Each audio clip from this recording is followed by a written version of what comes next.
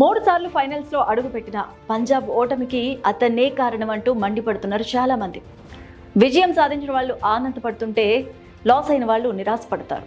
అయితే IPL ట్రోఫీని RCB గెలుచుకోవడంతో సంబరాలు అంబరాన్నంటాయి. ఇది కేవలం ఒక విజయం కాదు, అభిమానుల దశాబ్దాల ఆశకు దక్కిన ప్రతిఫలంగా చెప్పొచ్చు. మరోవైపు 2014 తర్వాత ఫైనల్స్ కు చేరుకున్న పంజాబ్ జట్టుకు మరోసారి కూడా నిరాశ ఎదురైంది. 191 పరుగుల లక్ష్యాన్ని ఛేదించలేకపోయింది పంజాబ్ జట్టు.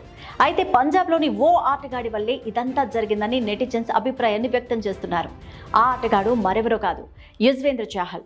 తన లెగ్ స్పిన్ మాయాజాలంతో బ్యాట్స్మెన్లకు ఉక్కిరి బిక్కిరి చేసే యుజ్వేంద్ర చాహల్ ఐపీఎల్లో ఒక దురదృష్టకరమైన గండాన్ని ఎదుర్కొంటున్నాడు. అద్భుతమైన బౌలింగ్తో జట్టును ఫైనల్స్ వరకు నడిపించగలిగిన కప్పును ముద్దాడలేకపోవడం అతనికి తీరని లోటనే చెప్పాలి.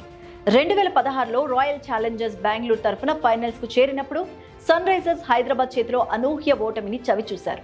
ఆ తర్వాత 2022లోనూ రాజస్థాన్ రాయల్స్ తరపున బరిలోకి దిగి అద్భుతమైన ప్రదర్శనతో ఫైనల్కి చేరిన గుజరాత్ టైటన్స్ ముందు తలొంచాల్సి వచ్చింది.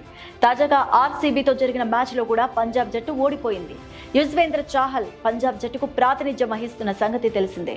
అయితే 3 సార్లు ఫైనల్స్లో అడుగు పెట్టినా కూడా ట్రోఫీని గెలుచుకోలేకపోవడం చాహల్ కెరియర్లో ఒక చేదు జ్ఞాపకంగా మిగిలిపోయిందనే చెప్పాలి.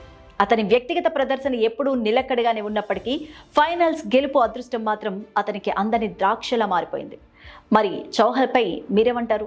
మీ అభిప్రాయం ఏంటి అనేది కామెంట్ సెక్షన్లో కామెంట్ చేయండి.